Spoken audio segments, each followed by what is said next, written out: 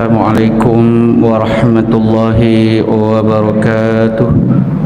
Alhamdulillahirabbil alamin wassalatu wassalamu ala asyrafil anbiya'i wal mursalin wa ala alihi wa sahbihi ajma'in. Rabbi israh li sadri yassir li amri wahlul 'uqdatam min lisani yafqahu qawli amma ba'd. Alhamdulillah, kita sambung lagi kuliah bulanan kita, kuliah maghrib secara bulanan, yang mana kuliah yang terakhir adalah pada 1 hari bulan 1 yang lalu. Pada 5 hari bulan 2 saya tidak dapat hadir kerana ada urusan-urusan tertentu yang perlu saya selesaikan. Jadi kita jumpa pula dalam bulan Mac, pada 4 hari bulan hari inilah. Baik, pada kuliah yang terakhir berkenaan, kita telah merujuk kepada Suratun Nisa, Surah An-Nisa ayat 11 berhubung dengan pembahagian harta pusaka dalam kalangan anak-anak kepada si mati, sama ada lelaki maupun perempuan. Kemudian dalam ayat yang sama kita telah pun meneliti tentang pembahagian harta pusaka dalam kalangan ibu dan bapa kepada si mati. Pada kali ini kita sambung balik berkaitan dengan Suratun Nisa ayat yang berikutnya, iaitu ayat yang ke-12 berhubung dengan pembahagian harta pusaka pasangan suami isteri. Tuan-tuan dan puan-puan yang dirahmati Allah Subhanahu wa taala, berkaitan dengan Suratun Nisa ini ada 3 ayat di dalam Suratun Nisa, Surah An-Nisa, surah yang keempat. Ada 3 ayat yang ulama menggelar atau memanggil ketiga-tiga ayat ini sebagai ayatul mawaris, iaitu ayat-ayat berkaitan dengan pembahagian atau pewarisan harta pusaka, iaitu ayat yang ke-11, 12 dan 176. Jadi kita baru selesai ayat 11. Sekarang ni kita lihat pula ayat yang ke-12 berkaitan dengan pembahagian harta pusaka yang menyentuh hal-hal suami dan isteri serta hal adik-beradik yang sama mak tapi lain ayah dengan si mati. Dalam hal pusaka berkaitan dengan mereka itu ada dalam Suratun Nisa ayat yang ke-12, supaya kita nampak tentang sumber hukum pusaka Islam ini. Sebab bukan dia ditentukan oleh akal dan bukan dia ditentukan oleh lelaki, tapi ditentukan oleh ayat Al-Quran. Kan, sebab kita bimbang takut di luar sana patut pun dia lelaki, patut letak dia banyak. Bukan begitu. Tapi ayat Al-Quran yang letak. Jadi kita akur dengan hukum syarak, hikmah-hikmah tertentu mungkin tidak terjangkau oleh akal kita untuk berfikir. Okey, baik. Firman Allah Subhanahu wa taala di dalam Suratun Nisa ayat yang ke-12, A'udzubillahi minasyaitonir rajim. Walakum nisfu ma taraka azwajukum walakum nisfu ma taraka azwajukum illam yakul lahunna walad fa in kana lahunna waladun falakumur rubu'u mimma tarakna min ba'di wasiyatin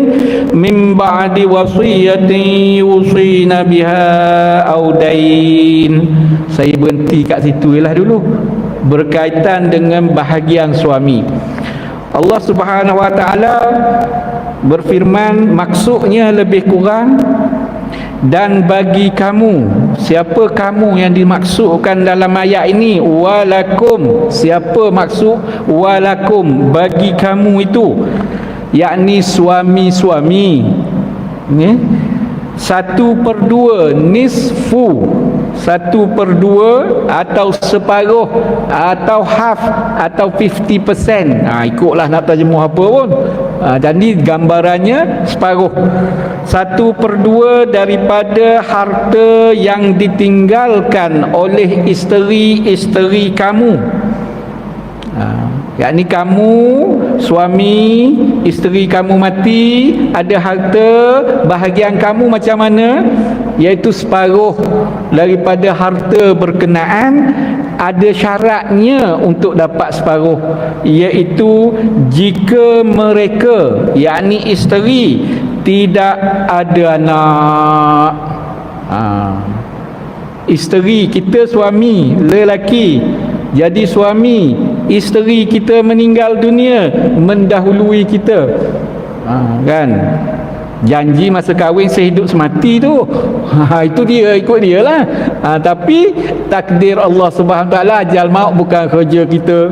Suami mungkin duduk di penjara nak menjalani hukuman gantung, tapi isteri mati dulu kat rumah.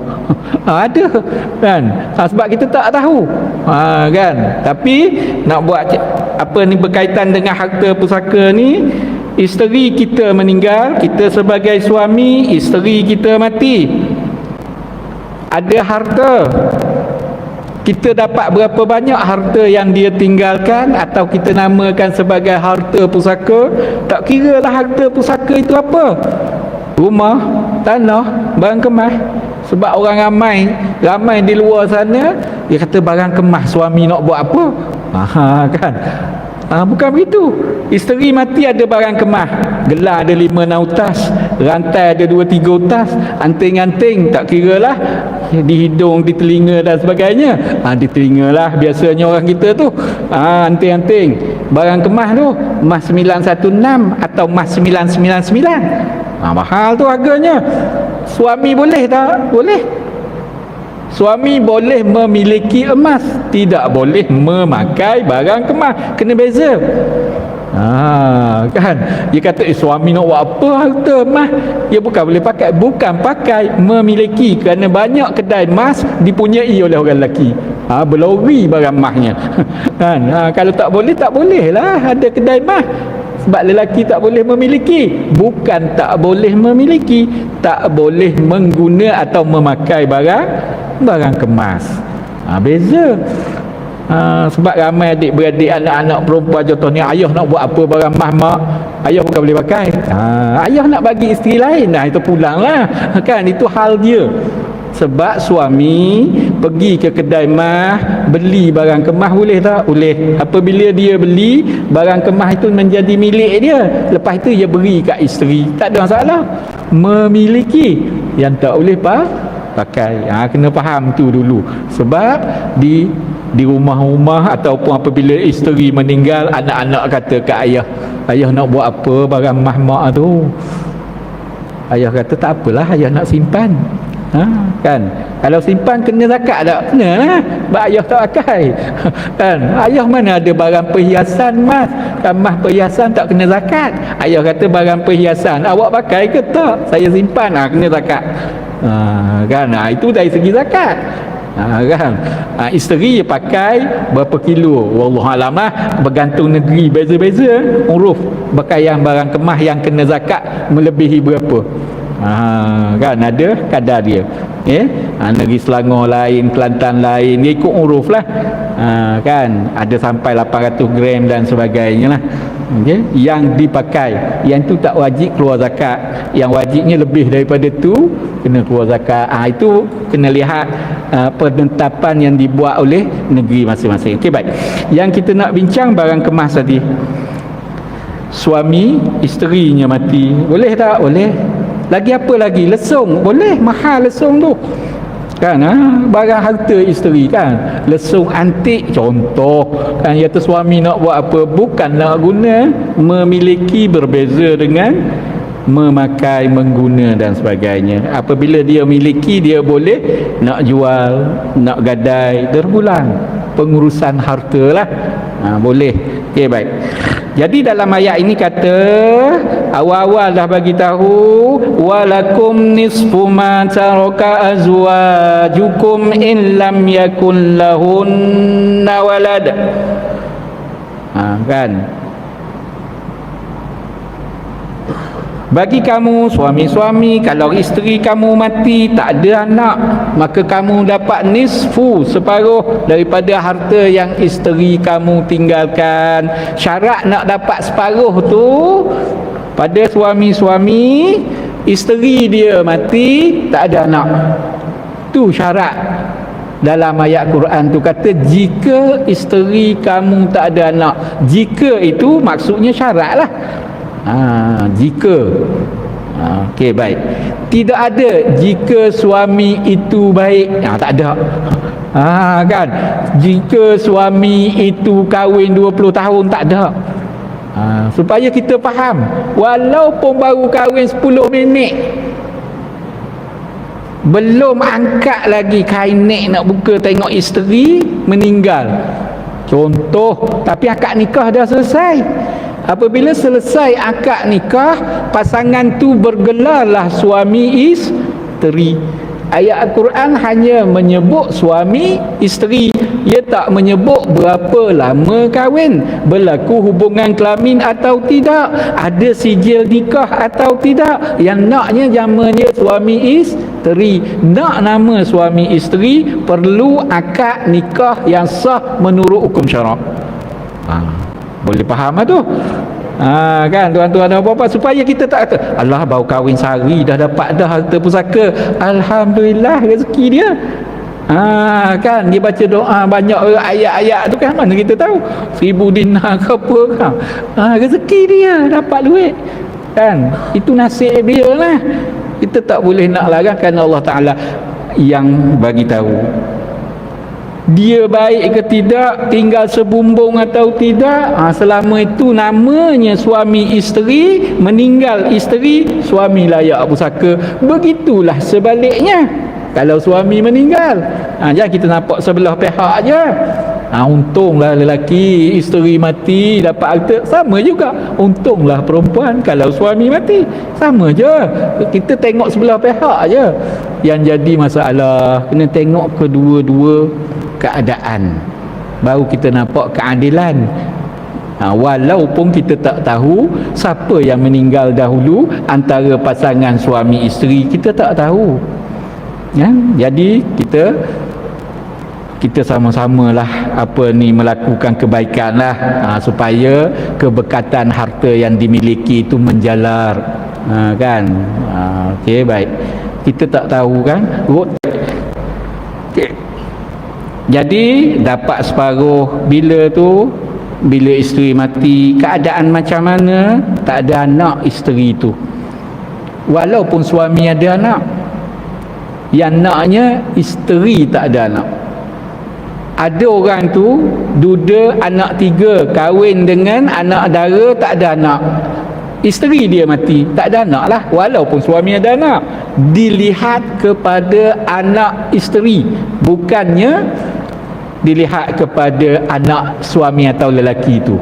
Isteri ada anak tak? Tak ada anak, separuh. Kemudian Allah Subhanahu Wa Taala sambung lagi ayat itu, fa in kana lahunna waladun falakumur rubu' mimma tarakna min ba'di wasiyatin yusina biha aw dain. Fa in kana lahunna, dan jika sekiranya sebaliknya, kalau sekiranya isteri kamu mati tu ada anak, waladun, tak kira lelaki maupun perempuan, zuriat, falakumur rubu', maka bagi kamu, siapa? Suami-suami, ar-rubu', 1/4 kuarter, 25%. Contohnya lah 1/4 daripada harta yang ditinggalkan oleh isteri kamu. Jadi suami tidak, kalau isteri dia mati dia dapat pusaka. Cuma banyak mana, sama ada 1/2 kah atau 1/8, 1/2 kah atau 1/4. 1/2 bila isteri tak ada anak, 1/4 bila isteri ada anak, walaupun seorang. Tak kira ramai atau sedikit anak tu. Kalau ada seorang je anak dia, maka suami dapat 1/4 harta isteri tinggalkan. Banyak mana harta isteri tinggalkan? Kalau nilainya 4 juta, 1 juta. Kalau nilainya RM4, RM1, begitulah. Kan tengoklah harta isteri tinggal tu banyak mana. Banyak kan harta isteri tinggal kan. Kain sutera ada, beg tangan ada, semua suami tak boleh pakai.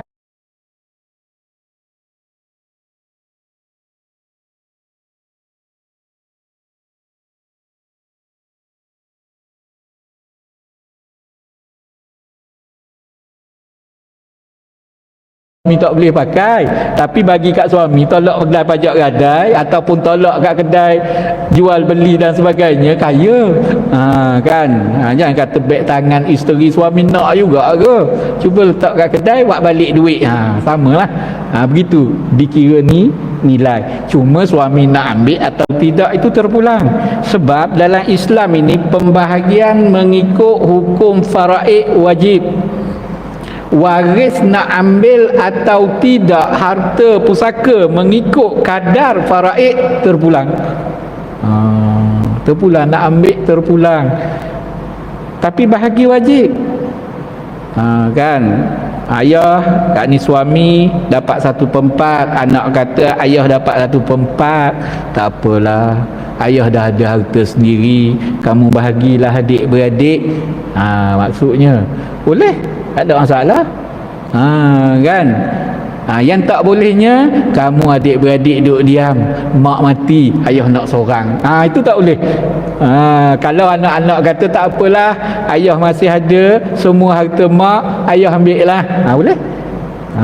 Tak ada masalah. Lepas ayah ambil tak dan 2 bulan kahwin baru, mengamuk pula. Sebab itu faham awal-awal situasi. Ya ada kan, alhamdulillah lah kalau dia nak kahwin jodoh dia. Tapi yang dia marah, ya tak, letih nanti dia kata habis harta, kita rugi dulu abang, bagi sangat abang yang pujuk saya suruh bagi kat ayahnya. Sekarang abang ganti, marah kat abang dia.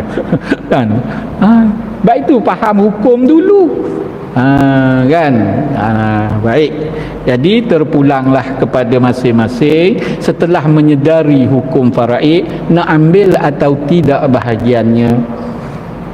Terpulang. Ada orang tak nak ambil, dia nak buat amal pahala segera, terus bagi ke ayah dia. Alhamdulillah, insya-Allah tercatat dalam buku catatan amalan walau harta tidak di tangan. Itu yang penting. Kalau kita fikir begitu, selesailah apa-apa yang kita buat. Ini dah Allah menyesal saya bagi, lepas 2 tahun bagi baru menyesal. Bimbang-bimbang dalam buku catatan amalan kita yang dulu kita beri kok kita cari di akhirat nanti tak jumpa kerana dah dipadam, harta tak dapat, buku catatan amalan pun hilang. Catatan itulah, itu yang kita bimbang. Sebab Allah SWT tidak lupa, mustahil baginya. Walaupun 2-3 tahun, ya tu Allah Ta'ala lupa kok. Kan? Jangan, Allah Ta'ala tidak lupa sama sekali, mustahil baginya. Okey, baik. Jadi 2 keadaan suami tadi. Isteri dia tak kahwin tapi ada anak, tetap suami 1/4. Ada. Sebab itu pengetahuan faraid ini cukup penting, sebab dia melibatkan soal pemilikan harta. Adakah sah milik kita harta itu atau bukan? Kalau tidak sah, maka kita mengambil atau mengawal atau menguasai atau memiliki harta secara tidak patuh syarak. Kita bimbang yang itulah. Sebab mungkin ada wanita di luar sana yang ada anak tapi tidak berbapa. Tetap anak wanita itu walaupun dia kahwin dengan lelaki lain dah, maka kalau dia meninggal dunia, itu tetap anak dia, suami dapat 1/4. Tapi kalau suami yang ada anak tapi tak kahwin ada anak, itu bukan anak dia dari segi nasab. Dari segi syaraknya dia bukan bapa syar'i, ia beza dengan wanita. Yang kita panggil anak tak sah taraf. Anak tak sah taraf tetap beribu, cuma tidak berbapa syar'i. Cek DNA memang jumpalah ayah dia. Kalau orang ni mengaku memanglah ayah dia, tapi bukan bapa syar'i kerana tidak melalui akad nikah yang sah. Tapi ibu tetap ibu dia. Jadi kalau tetap ibu dia, kalaulah ibu itu berkahwinlah dengan lelaki lain atau lelaki itu kemudian tetap suaminya dapat 1/4. Kalau dia meninggal dunia, anak itu ada. Walaupun dia tak jaga anak itu, duduk dengan orang lain, ambil anak angkat dan sebagainya, tetap, sebab dia tetap dapat 1/4. Sebab Allah Subhanahu Wa Taala hanya menyebut secara umum sahaja dalam ayat Al-Quran, kalau isteri ada anak, suami dapat 1/4. Ia tak sambung isteri ada anak, anak itu dijaga, disusu, dibelai dan sebagainya sampai, tak ada ayat itu. Ia berhenti sampai ada anak aja. Kan?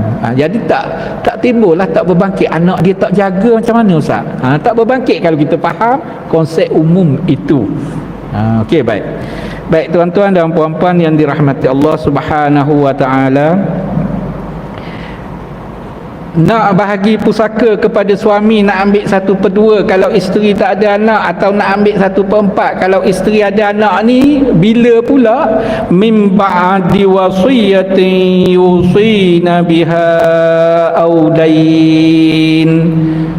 Okey, suami dapat 1/2 atau 1/4 itu bila? Selepas dah cukup syarat tu bila? Mim ba'di wasiyatin, iaitu selepas daripada menunaikan atau melaksanakan wasiat yang dibuat oleh isterinya itu. Wasiat isteri ada, wasiat harta lah, bukan wasiat lain. Ni wasiat harta ni yang kita bincang. Banyak mak-mak wasiat pada anak dia, bila mak mati nanti ingat tahu kahwin dengan orang itu. Itu tak ada kena-mengena dalam soal bincang bab pusaka. Kan? Macam-macam mak boleh pesan. Kan? Okey, baik. Jadi bila ni lepas tunaikan atau selesaikan segala wasiat yang dibuat oleh isteri kita tu, kalau kita suami lah, ada tak isteri tinggalkan wasiat? Dan sesudah Allahu Akbar,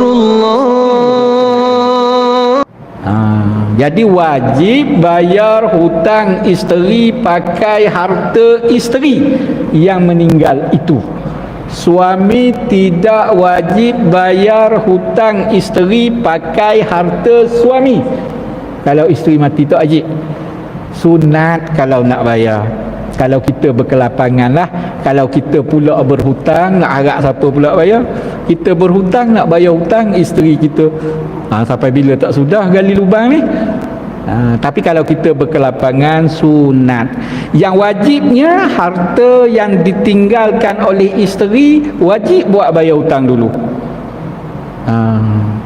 Jangan bahagi dulu. Jadi nak ukur separuh itu atau 1/4 itu, kena ukur hutang. Kalaulah isteri meninggal dunia, ada harta 4 juta, tapi buat bayar hutang dan semua tinggal 2 juta, separuh daripada 2 juta, bukan separuh daripada 4 juta. Okay. Kalau nak banyak, pada 4 juta lah, sila.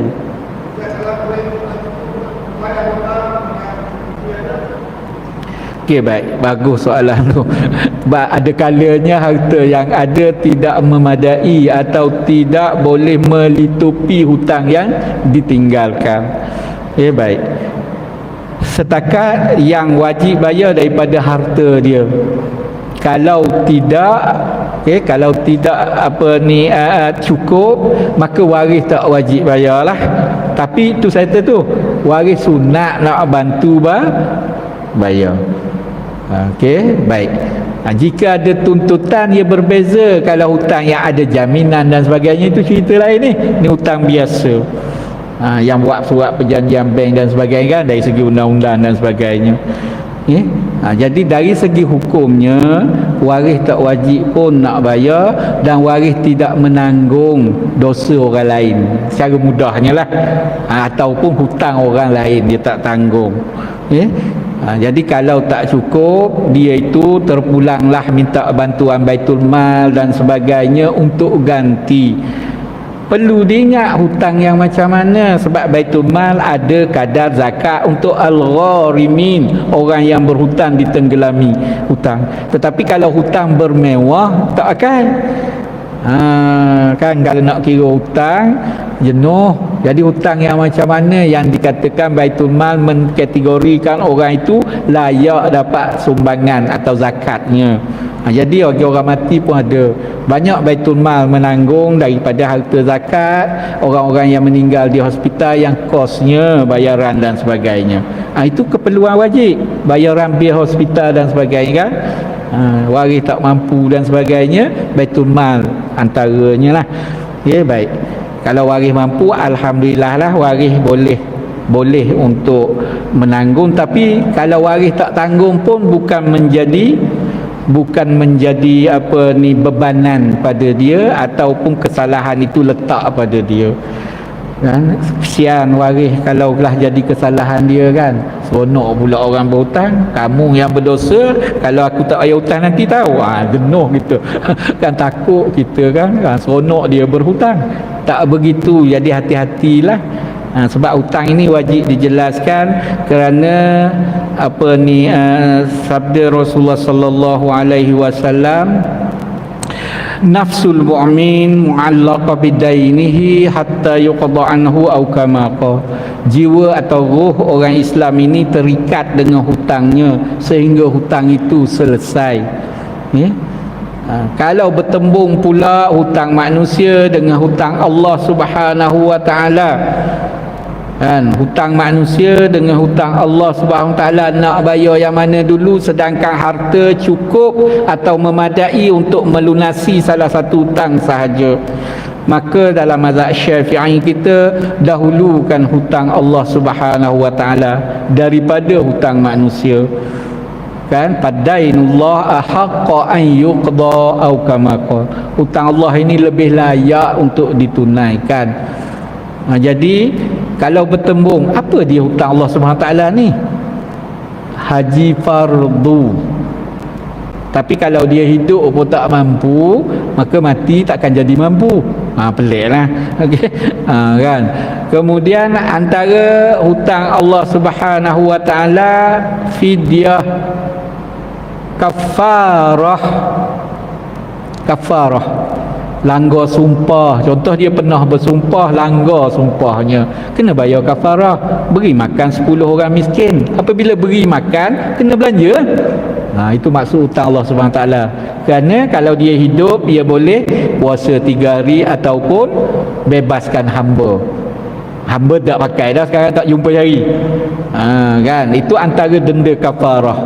Contohnya lah. Kan. Jadi itu hutang Allah Subhanahu Taala. Hutang manusia ni tak kira lah. Hutang dengan bank, hutang dengan orang, jiran dan sebagainya, itu hutang dengan manusia. Pihak perbankan, LPPSA dan sebagainya, contoh lah. Semuanya dipanggil hutang dengan manusia. Jadi wajib juga bayar. Kecuali mereka lepaskan hak hutang, tak apalah, dah dia meninggal, saya tak nak tuntut lah, alhamdulillah. Kan, sewajarnya rakam kata-kata itu. Saya tak nak tuntut lah, dah ayah awak dah meninggal, saya tak nak tuntut. Waris patutnya rakam atau catat. Kerana ada 20,000 berhutang tu, 15,000. Bimbang-bimbang mati orang yang bercakap tu, anak dia datang tuntut. Ada berlaku. Boleh berlaku. Contohnya A berhutang dengan B 20,000. B meninggal dunia. A berhutang dengan B 20,000. A meninggal dunia. Apabila diberitahu pada B, dan tak tuntut lah, saya tak nak lah tuntut dah, ayah awak dah mati, bukan orang lain, kawan baik saya. Saya halalkan 20,000 yang ayah awak hutang dengan saya tu. catat sikit lah, dan kalau boleh rakam buat TikTok ikut dia lah, itu teknikal lah. Kalau ditakdirkan B itu meninggal, dia ada anak-anak mungkin datang tutup, ingat tak dulu ayah kita ada beri hutang kepada arwah ini, kita pergi tuntut nak, sedangkan ayah dia sudah halal. Ada berlaku. Tanah wakaf pun sama, ada orang tuntut balik. Kawan tu dah wakaf kan, tak berjaya bukti dan sebagainya lah kan. Dia nak bukti jadi bimbang-bimbang begitulah kan. Dia beritahu anak-anak dia, ayah kan, si B tadi yang beri hutang kepada A dah mati kan. Si B kata, oh si A ada berhutang dengan ayah 20,000 tu, habis ayah macam mana? Tak apalah, nanti ayah fikir dulu. Keluarga si A, waris-waris si A datang jumpa B tadi kan, cik, tuan, haji, kami tahu ayah kami ada hutang 20,000, sekarang ni kami datanglah nak usaha bayar kan, macam mana haji? Dia tanya, oh ayah awak tu bukan orang lain dengan saya redha dan saya halal, maka hutang itu dikira halal, siapa tuntut tak boleh. Tetapi kita tak boleh menyalahkan orang yang tuntut kerana dia tak tahu ayah dia halal. Itu kaedah dia. Maka orang yang mengatakan ayah dia dah halal, maka orang itu kena buktikan. Itu kaedah dia, orang yang mendakwa. Kerana dalam istilah kita, al-aslu baqa'u makana ala makana, atau istishabul asli, kekal hukum asal dia. Hukum asalnya A berhutang dengan B. Yang awak dakwa dah halal itu perkara mendatang, kena bukti yang mendatang itu. Itu kaedah. Sebab itu tak salah kita kata Allah ayah dia dah halal tuntut lagi. Dia tak tahu. Awak mungkin berlaku pada kes lain, menipu dan sebagainya. Tidak ramailah dakwa, oh ayah awak dah halal dah. Okey, dah halal, okey, selesai. 1,200 okey, 2-30,000. Orang lain kata, oh mudah ya kan, pergi jumpa orang lain, ayah awak dah halal. Orang lain pula mati, ayah awak dah halal. Jenuh kan. Kalau begitu sahaja. Sebab itu perlu kepada pembuktian sekarang ini. Dulu orang percaya dengan sikahnya seseorang, dengan kenalnya orang itu. Sekarang ni dah, scammer boleh buat bila-bila masa dah kan. Nanti scammer ambil peluang orang mati, dia kata tak payah bergaduh dengan orang. Ayah awak ada hutang dengan saya berapa, 15,000, baik saya bayar. Jenuh kan. Sebab itu ada siasatan lah juga sekarang ni kan, zaman sekarang. Dia kata minta dengan orang mati lebih mudah daripada minta dengan orang hidup. Puas kita report polis apa semua kan, pergi je rumah orang mati, ayah awak ada hutang dengan saya, terus bayar. Jenuh kalau tidak ada siasatan. Sebab zaman sekarang yang merubah begitu. Dulu tak, orang yang rapat, orang kenal biasa beri hutang ni. Orang tak kenal kita jarang kan, keluarga pun tahu. Zaman sekarang berbeza. Okey, baik. Jadi sesudah bayar hutang dan sesudah tunaikan wasiat. Walaupun dalam ayat ini menyebut wasiat dahulu baru hutang, namun praktikalnya amalan Rasulullah sallallahu alaihi wasallam apabila turun berkaitan ayat-ayat mawaris ini, sahabat bertanya, sahabat baginda sallallahu alaihi wasallam, sahabat radhiyallahu anhum ini bertanya kan, nak buat yang mana satu dulu? Nak bayar hutang dulukah atau nak laksana wasiat dulu? Kalaulah si mati ada tinggalkan harta, hutang pun ada, wasiat pun ada. Rasulullah sallallahu alaihi wasallam beritahu bahawa bayar hutang dulu. Walaupun dalam ayat ini sebut wasiat dahulu. Justru itu apabila seorang itu meninggal dunia, hutang ada, harta ada, buat wasiat. Wasiat, contoh tanah dia wasiatkan, beri kepada bila dia meninggal nanti, beri kepada atau wakafkan kepada pertubuhan anak yatim sekian-sekian, ma'had tahfiz sekian-sekian, contoh sebidang tanah, buat wasiat. Tak bagi masa hidup, wasiat, wakaf dalam bentuk wasiat atau testamentary wakaf.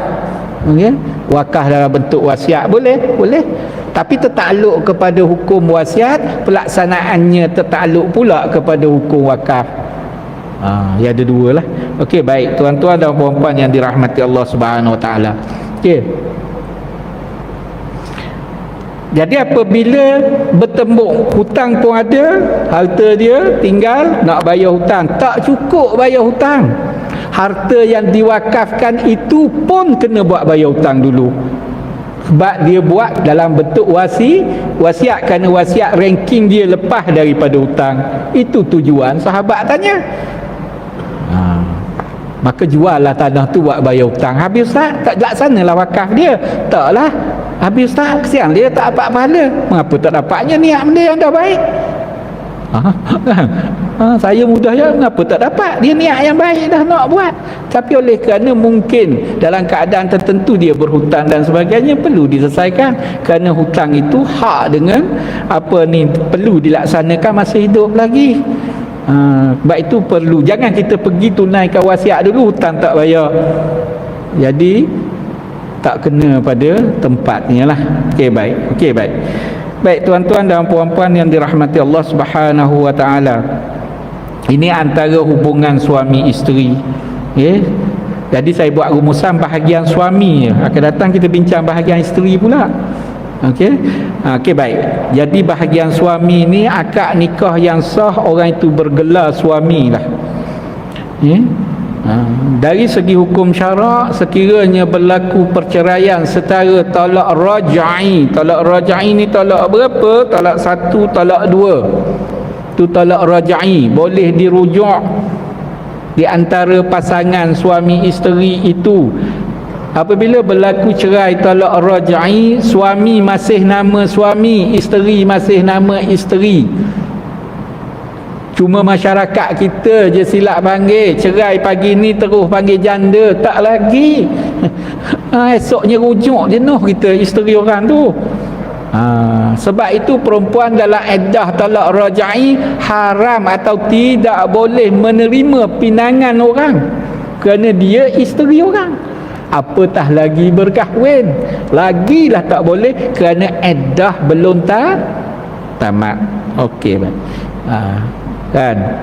Jadi tak bolehlah nak kahwin nak apa. Jadi dalam iddah talak raj'i, kalau meninggal isteri, suami masih layak pusaka. Begitulah sebaliknya, kalau meninggal suami, isteri layak pusaka, dengan syarat iddah talak raj'i sama ada 3 kali suci, ataupun 3 bulan, ataupun sehingga berlaku kelahiran baby atau anak. Tengok pada wanita tu lah. Iddah dia lama mana?